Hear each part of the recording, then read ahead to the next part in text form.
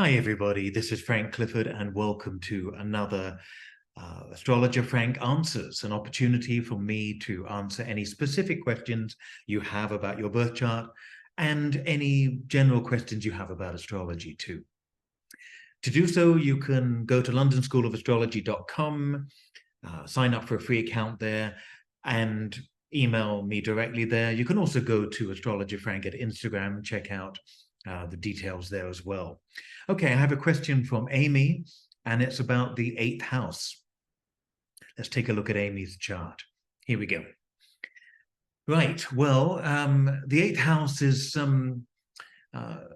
quite a mystery in many, many different ways, and it rules areas linked in some way to Pluto and Scorpio, though of course houses are different from signs and different from planets, but they do have an association. The 8th house is linked to the 8th sign, Scorpio, which of course is ruled by Mars and Pluto by modern accounts. And the 8th house is that area of our chart where we can really dig deep to see what we're made of. It's that when we have planets there, or even simply the sign on the cusp, gives us an idea of our resources, where we go perhaps to rebuild, to rejuvenate in some way. It's a very powerful house. It's been given a bit of a bad reputation, I guess, because it's associated with sex, death, and the occult. Maybe not in that order, I don't know. But that's the trio of words that I learned when I began teaching myself astrology 35 years ago. Sex, death, and the occult. And the 8th house really has a lot to do with the areas that require depth of emotional understanding, depth of investigation in some way. It's the house after the 7th house. And in the 7th house, things are equal. We're open enemies, or we're partners. I learn from you, you learn from me. It's hopefully an equal exchange in the 7th house. That's the ideal. The 8th house is where the gloves come off, really. It's like moving from Libra to Scorpio, from a very good balancing act of Libra, or the 7th house, to somewhere where you really have to survive on instinct, or where relationships that were formed in the 7th house then get mucky, murky, dirty, deep. People know your secrets. They know your bad habits. The 8th house is very much about those areas that we like to keep hidden. And therefore, its connection with the occult. But it also has a connection with death. And I would say that, yes, its connection to Scorpio, death, taxes, inheritances, legacies, all of those things tie into this house in many interesting ways. But it's also that sense of, where do I go when things have stripped me down to the bare minimum, where life has become raw, or I've been humbled in some sort of way. The 8th house can talk about where we can mine new resources or rediscover strengths and areas. So looking at Amy's chart with 4 planets there, plus the midheaven, plus the North Node, all in the sign of Capricorn, we're looking at this tremendous ability to reconstruct one's life. Yeah. Now, some of you will be looking at this chart and think, well, the midheaven separates the 9th house from the 10th house, but I'm looking at an equal house chart. Different from whole signs, equal houses take the ascendant degree and give each house an equal portion of 30 degrees each.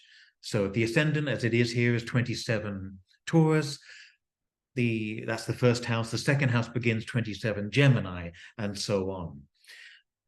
Houses, house systems, that's another whole debate, another whole question. And I think people should use what feels right for them when they begin studying. I also think it's important for you, when you're learning about houses, not to become too attached. It's like, my son couldn't possibly be in the 5th house. It has to be in the 4th. Well, there may be reasons why your son is in the 5th house, or simply in one system, if it's in the 5th house, it's telling you something. It's telling you something about your journey. So the idea of saying, well, I couldn't have it, I only look at Placidus or equal or whole signs or whatever house system you decide to use because of one placement and the other one doesn't fit. Challenge yourself to go further, to have a look at positions that may feel foreign or feel uncomfortable. Anyway, back to the 8th house. This, of course, would be in the 9th house in a lot of what we call quadrant systems, where we divide up the houses based on the 4 angles. So we have 4 quadrants. Each quadrant begins with one of the 4 angles. So Amy may decide to go into 9th house territory instead. Using equal house, she's got a combination of 8th and 9th anyway, as you can see here. So let's go back for a moment to going a little bit deeper with the 8th house. In Capricorn, it's about profession. It's about the long-term plan, the long-term goal. I won't say ambition because Capricorn doesn't like that word. It sounds a little bit too pushy, a bit too nouveau riche for Capricorn. Capricorn prefers hard work, accomplishment, goals, the end game, whatever they may call it. And wherever we have Capricorn in our chart, even if it's on just a house cusp, there's an element of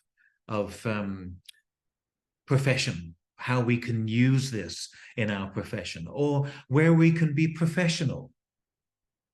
Same with the position of Saturn as well. Saturn and Capricorn tell us a lot about where we take responsibility to maneuver in the world around us.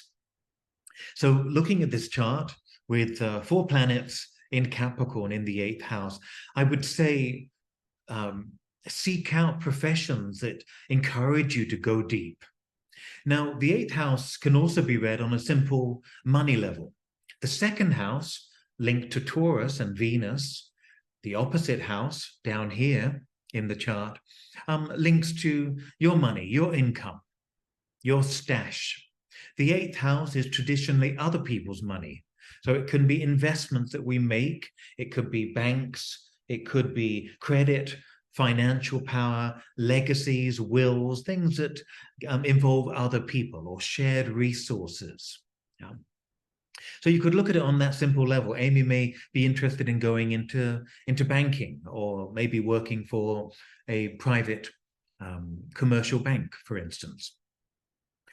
But on a deeper level, the 8th house is calling for more depth of understanding. And in Capricorn, perhaps to understand the structures that make us who we are. And Capricorn is a sign linked to parental influence. Now, in Amy's email to me, she says, without being greedy, and a Capricorn never wants to be greedy, they want to negotiate with you. I have a real interest and passion in sex education and sexuality. Well, she said, I wonder if there's certain markers for this in someone's birth chart. Well, the 8th house would be one of the places we go. And Mars on the midheaven as well would talk about that. We've also got a Moon-Pluto opposition. Oppositions are about how we work with other people. And the moon is our daily working facility and need. And so the Moon-Pluto would talk about, I want to go deep with people. I want to explore their depth. Taurus is very much about the body. Scorpio is very much about the sexuality. Now, it's for Scorpio, it's about the feelings that run deep.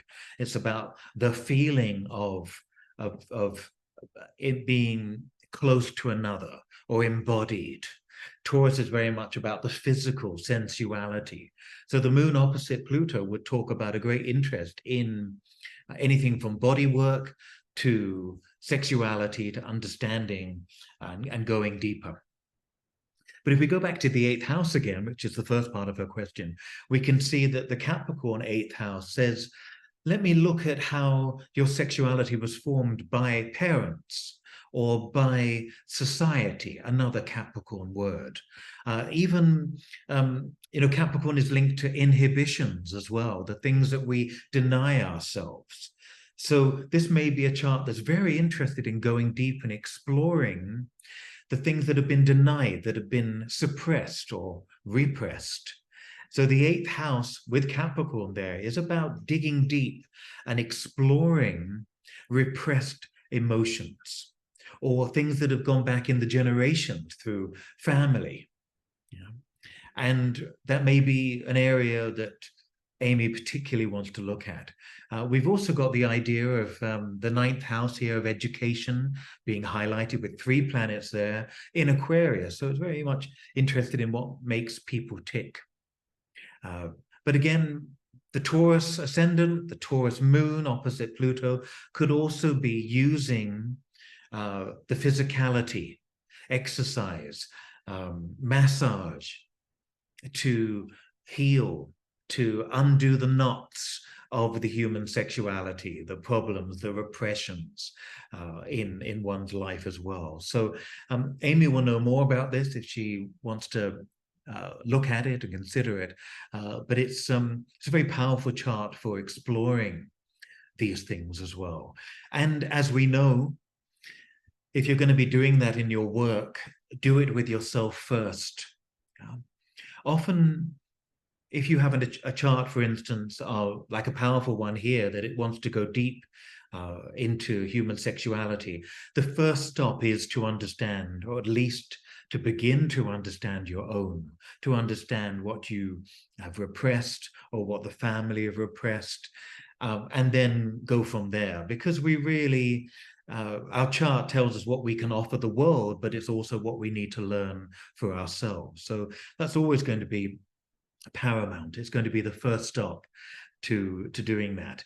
And also, if you've got a chart that has that, you could have simply a life of dramatic, emotional situations, moon opposite Pluto, possessive partners, relationships that are all in and perhaps all-consuming, engulfing, jealous, possessive type situations. Once you work in a field that uses the talent of your chart, you take it out of it being just purely personal. It's one of the great things that I've learned over the years is to encourage clients to take their chart and use it professionally. And therefore it doesn't become so messy and unpaid by doing it at home. It's a bit like being a natural counselor. You may counsel everyone for free. You may look after everyone for free. You may have strong moon Neptune, moon Saturn, where you just feel that you feel responsible and you really want to take care of other people. Yeah. So important to learn to take care of yourself first before you dare to do that for anybody else. But essentially, it's important to know yourself, really, and to take what you may be doing for free that's exhausting your energy out into the world, to do it with some sort of structure. You get paid for it, you have official hours, you come home and you can do other parts of your chart.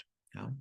So when something's as strong as it is in Amy's chart, that 8th house, that Pluto energy, that Capricorn energy, go out into the world and do it. Don't let the personal life carry that alone. Don't let it be exhausting in that way.